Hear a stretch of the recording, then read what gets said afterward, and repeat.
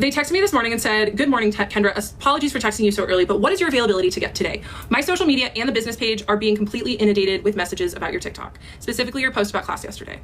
I said, I'm really sorry people found out where I worked. People have been systematically attacking me and trying to silence me any way they can. I had no idea people would target the studio. I mentioned teaching because I feel supported by the yoga studio named community, mostly you two, the two owners, and my students. I looked into patterns of harassment for abuse survivors who speak up. They attack every aspect of your life, including employment. I'm really sorry that my attacks are happening with your business. I know that harsh messages are rough. This harassment campaign will eventually die down once they realize they can't silence me. If you would like to remove my name from the website for now, I'd understand. Then at 11 a.m., they said, okay, is there a time where our 3 of us can chat on FaceTime? 1 p.m. would work for me. I need more time with errands. 1:30? That works. Earlier is better for me. And I was like, I can't FaceTime. Like, I'm not going to be available at the drop of the hat.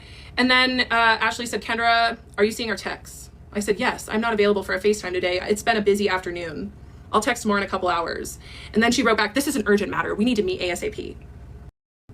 I said, I understand that this feels urgent, but I'm not available. I'll be in touch when I'm ready. And then she said, this is an urgent business matter and needs to be addressed immediately because what is happening online is now negatively affecting the business. And I said, I understand that this feels urgent, but I won't be able to meet today. If you feel it's best for the studio to part ways with me, I understand. I won't be removing the original video. I stand by what I said and the message. I refuse to let these harassers intimidate or silence me. In my next video, I will make an announcement that I am no longer tied to my former yoga studio. And then they just said it's in the best interest of the studio to part ways because we were not able to meet with you face to face. We will be emailing you an official termination letter.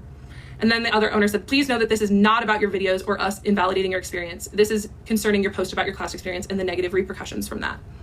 And I just said, okay, will you email or will you send my final check, please?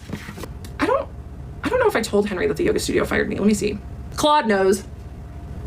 Claude, what do you think about the yoga studio firing me? The yoga studio firing you was cowardly and revealed their true character.